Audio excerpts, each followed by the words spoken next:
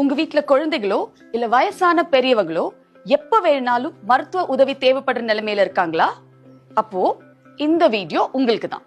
நம்ம PSG hospitals வேகம் என்ற பேர்ல 2-வீலர் ஃபர்ஸ்ட் ரெஸ்பாண்டர் சர்வீஸை அறிமுகப்படுத்தியிருக்கோம்.